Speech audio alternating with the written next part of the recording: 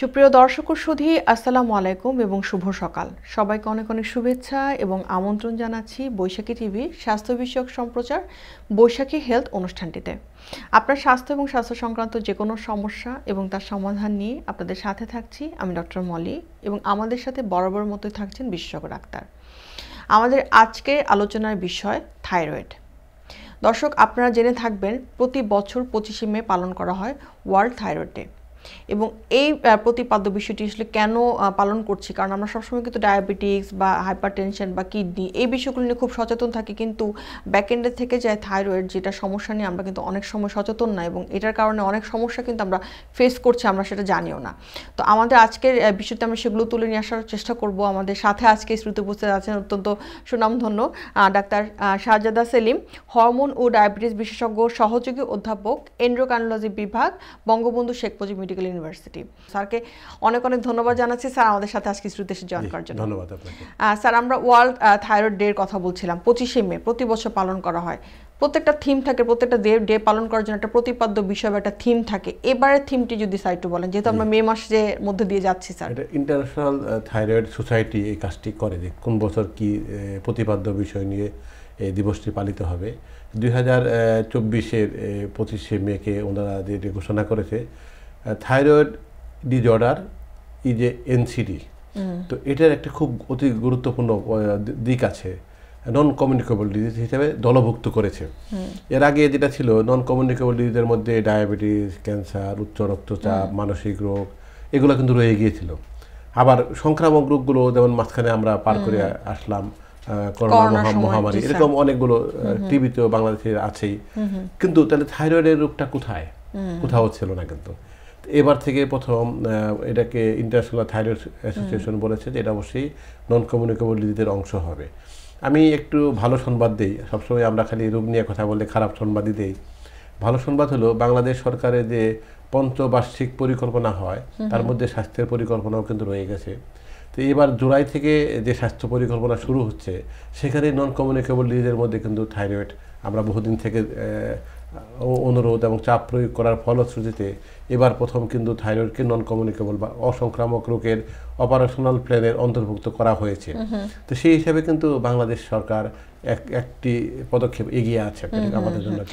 এবং এখানে সুখের সংবাদ হয়তো দর্শক মিস করবেন যে কোথায় সুখের সংবাদ। সংবাদটা হচ্ছে যে আমরা তখন কিন্তু আরো বেশি এই বিষয়গুলোতে প্রচারণা চালানোর মাধ্যমে অ্যাওয়ারনেসটা আরো বেশি মাত্রায় বাড়িয়ে দিব, এবং পরবর্তীতে দেখা যাবে যে এখানে যে ট্রিটমেন্ট প্রসিডিউরটা তো আরো এক ধাপ তখন আরো বেশি মাত্রায় এগিয়ে যাবে।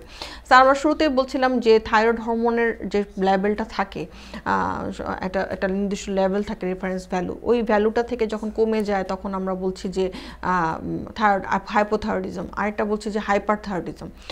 সাধারণত টিএসএইচ লেভেলটা যখন বেড়ে যায় আমরা বলি হাইপো, কমে গেলে। এখান থেকে স্যার যদি একটু বলেন যে হাইপোথাইরয়েডিজম রোগীরা সাধারণত কি ধরনের উপসর্গ থাকে? অনেক সময় দেখা যায় অনেক দিন পরে গিয়ে ডায়াগনোসিস হয়, কিন্তু দেখা যাচ্ছে তার আসলে 15-16 বছর ধরে কিন্তু সে ছিল কিন্তু সে জানে না, বা এরকম হয়। তো এখানে যদি স্যার একটু বলেন। খুবই গুরুত্বপূর্ণ প্রশ্ন। আসলে যেটা হয় থাইরয়েড হরমোনের সমস্যাটা 3 ভাগে ভাগ করা যায়। একটি হলো যে হরমোনের তারতম্য কমে যাওয়া বা বেড়ে যাওয়া। আবার বাংলাদেশে কিন্তু সবাই আমরা জানি যে এই গলগণ্ড বাঘিয়া গলা পোলা যেটি, এটি কিন্তু শত শত বছর থেকে বাংলাদেশে আছে। সেই হিসাবে সংখ্যা কিন্তু এখন কমছে। আর আরেকটি কিন্তু গুরুত্বহীন নয়, সেটি হলো মোট ক্যান্সারের প্রায় 2% কিন্তু থাইরয়েডের ক্যান্সার। এটিও কিন্তু সংখ্যা বাংলাদেশে দিনে দিনে বাড়ছে। কিন্তু সবচেয়ে বেশি রোগী কিন্তু থাইরয়েডের হরমোনের ঘাটতি মানে হাইপোথাইরয়েডিজমের রোগী। আর এই রোগীরা সংখ্যায় তো বেশি হলেও নজরে কম আসে। কারণ হলো খুব দ্রুত কিন্তু কোনো লক্ষণ দেখা যায় না। এমনকি আমেরিকাতেও 60% হাইপোথাইরয়েডিজম রোগী ধরা পড়ে যখন ওরা অন্য কোনো কারণে ডাক্তারের কাছে গিয়েছিলেন, তখন ডাক্তার রুটিন বাচ্চা হচ্ছে না। এই গ্রুপটা কিন্তু অনেক বড়, যে বাচ্চা নিতে চেষ্টা করছেন দম্পতি মহিলা, ওটার ওয়ার্ক আপ করতে গিয়ে দেখা গেল যে ওনারা হাইপোথাইরয়েডিজম। এখন বাংলাদেশে কতজন রোগী আছে এটা খুব গুরুত্বপূর্ণ আমাদের বোঝা। আপনি একটু আগে যেটা বলছেন যে ডায়াবেটিস নিয়ে আমরা অনেক কথা বলি, ক্যান্সার নিয়ে বলি, হাইপারটেনশন নিয়ে বলি, কিডনি নিয়ে বলি, থাইরয়েড নিয়ে বলি না। কিন্তু ডায়াবেটিসের রোগী 2 কোটির কাছাকাছি, কিন্তু থাইরয়েডের রোগী 4 কোটির বেশি। তারপরেও কিন্তু কথা কম বলছি, ওই একটা কারণে লক্ষণ খুব বেশি হচ্ছে না। কিন্তু খুব গুরুত্বপূর্ণ এটা বোঝাটা যে মানুষের মেধার বিকাশ এবং শারীরিক বৃদ্ধি দুটাই কিন্তু পর্যাপ্ত থাইরয়েড হরমোনের উপরে নির্ভর করে। বাংলাদেশে আমরা বছরের পর বছর দেখছি যে লক্ষ লক্ষ মানুষ কম বুদ্ধি সম্পন্ন এবং হাবাগোবা এরকম বহু মানুষ আছে, কিন্তু এদের পিছনে সবচেয়ে বড় কারণ হলো মায়ের পেটে থাকার সময় অথবা এর বয় বৃদ্ধিকালে থাইরয়েড হরমোনের ঘাটতি ছিল। তাহলে এখন আমরা কি করে বুঝবো? কিন্তু আমি যে তথ্যটি পরিষ্কার করার চেষ্টা করছি, বোঝার জন্য অপেক্ষা করার কোনো সুযোগ নেই আমাদের, কারণ বুঝতে গেলে অনেক পরে রোগটি শনাক্ত হবে। তাহলে একটা নির্দিষ্ট দলভুক্ত রোগীকে পরীক্ষা করে নিতে হবে। যেমন ধরুন একটি দম্পতি পরিকল্পনা করছেন এখন বাচ্চা নেবেন, এর পরিকল্পনার অংশ হবে থাইরয়েড হরমোনের জানা। এবং ভালো দেশগুলো যেগুলো মেধাবী রাষ্ট্র হিসেবে সারা পৃথিবীতে পরিচিতি পেয়েছে, তারা নিশ্চিত করেছে প্রতিটি সন্তান ভূমিষ্ঠ হবার পরে যে জন্ম সনদ দেওয়া হবে সেখানে থাইরয়েড হরমোনের স্ট্যাটাস লিখে দেওয়া হচ্ছে। এটা কিন্তু আমরা সরকারকে বহুদিন থেকে দাবি করে আসছি, এখনও তো চিঠি হয়নি। সেখানে এটিকে 7ম নাগরিক অধিকার হিসেবে চিহ্নিত করা হয়েছে। তাহলে কতটা গুরুত্বপূর্ণ এটা কিন্তু আমরা আলোচনায় আনছি না। তাহলে আজকে এই ওয়ার্ল্ড থাইরয়েড ডে উপলক্ষে আমি সকলকে যারা শুনছেন এবং রোগীর লোক এবং যারা নীতি নির্ধারক আছেন সকলকে এটাকে প্রাধান্য দেওয়ার জন্য অনুরোধ করব। অনেক ধন্যবাদ স্যার। এই যে আমরা হাইপোথাইরয়েডিজম কথা বললাম, সাধারণত স্যার লক্ষণ উপসর্গগুলো কি থাকে, এবং আমরা যদি একটু চিকিৎসাতেও চলে যাই, কারণ যেহেতু আমাদের হাতে সময় কম আছে স্যার, আমরা হাইপোথাইরয়েড এবং হাইপারথাইরয়েড নিয়েও একটু কথা যদি বলেন স্যার। লক্ষণ নাই তারা কিন্তু লক্ষণগুলো হয়তো আমি খেয়াল করছি না, ধরা পড়ছে না। যেমন ধরুন একজনের ওজন বেড়ে যাচ্ছে, ওজন তো অন্য কারণেও পারে, সেজন্য হয়তো বুঝতে সমস্যা হয়।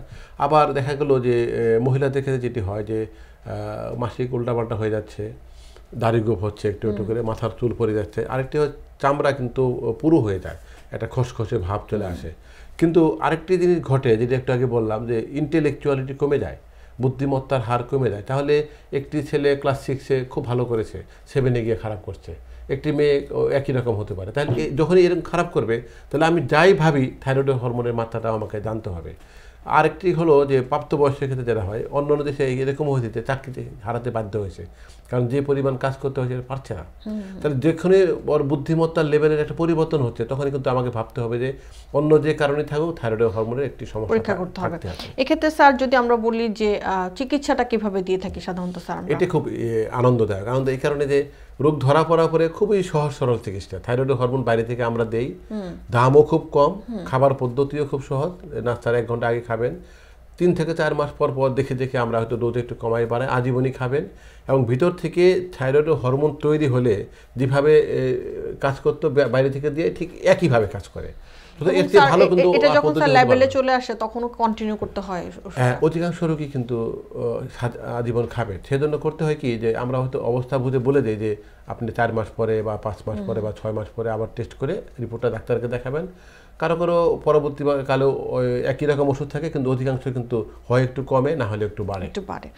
স্যার তার পরবর্তীতে স্যার এখানে একটু যোগ করার বিষয় আছে হাইপারথাইরয়েডিজম যেটা থাকে, সেক্ষেত্রে আমরা স্যার কি ধরনের চিকিৎসা দিয়ে থাকি? হাইপারথাইরয়েডিজম কিন্তু খুব তীব্র লক্ষণ নিয়ে আসে এবং খুব দ্রুত চিকিৎসা করতে হয়, না হলে রোগীর কিন্তু খুব ক্ষতি মৃত্যুও হতে পারে। সেই ক্ষেত্রে ট্রিটমেন্ট প্যাটার্নটা উল্টাটা, থাইরয়েড হরমোন বেশি তৈরি হচ্ছে, বাইরে থেকে ওষুধ দিয়ে এটাকে নামিয়ে দেওয়া হবে। কিন্তু কারো যদি গলগণ্ড থাকে বড় আকারে, সেক্ষেত্রে অপারেশন ছাড়া কোনো রাস্তা খোলা নাই। আর বাংলাদেশ সরকার আরেকটি কাজে অবশ্যই ধন্যবাদ পাওয়ার যোগ্য, যে পরমাণু শক্তি কমিশনের মাধ্যমে যে রেডিও আয়োডিন অ্যাবলাশনের যে অতি অল্প খরচে ব্যবস্থা করে দিয়েছে। আমরা কিন্তু অনেক রোগী ওখানে পাঠাই, তারা কিন্তু খুব ভালো সেবা পান। অনেক ধন্যবাদ স্যার। যেহেতু আমরা একদমই স্যার শেষ পর্যায়ে আছি, আজকে আমরা ওয়ার্ল্ড থাইরয়েড ডে নিয়ে একটা গুরুত্বপূর্ণ ডে নিয়ে কথা বললাম স্যার, একদম শেষ যদি কোনো পরামর্শ থাকে দর্শকদের উদ্দেশ্যে থাইরয়েড নিয়ে স্যার। বাংলাদেশে হরমোন রোগের মধ্যে সবচেয়ে বেশি সংখ্যায় থাইরয়েড হরমোনের রোগী রয়ে গেছে। সুতরাং আমরা একটু সতর্ক থাকতে বাধ্য, চিকিৎসকগণ, রোগী এবং রোগীর আত্মীয় স্বজনগণ, এবং যাতে আমরা রোগ হবার সাথে সাথে ধরে ফেলতে পারি এবং প্রয়োজনীয় চিকিৎসা করে ভালোভাবে সুস্থভাবে জীবন কাটাতে পারি। সকলে ভালো থাকবেন।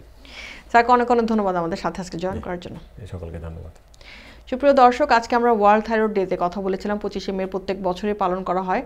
হাইপোথাইরয়েডিজম এবং হাইপারথাইরয়েডিজম দুটি সমস্যা নিয়ে, এবং আপনারা একটা গুরুত্বপূর্ণ তথ্য জানতে পারলেন। নন কমিউনিকেবল ডিজিজ NCD যেগুলো ছিল, সেগুলোর মধ্যে কিন্তু থাইরয়েডকেও আমাদেরকে ইনক্লুড করার জন্য বলা হচ্ছে, এবং বাংলাদেশ সরকারও সেই পদক্ষেপ নিয়েছে। সো আশা করি ভবিষ্যতে থাইরয়েড যে আনডায়াগনোস থাকছে বা নির্ণয় করা যাচ্ছে না, সেটা অনেকটা আয়ত্তের মধ্যে চলে আসবে। দর্শক যারা আমাদের সাথে প্রোগ্রামটিতে দেখেছেন তাদেরকে অনেক অনেক ধন্যবাদ। আবারও দেখা হবে আগামী পর্বে। ততদিন পর্যন্ত অপেক্ষা থাকুন, সুস্থ থাকুন এবং অবশ্যই ভালো থাকুন।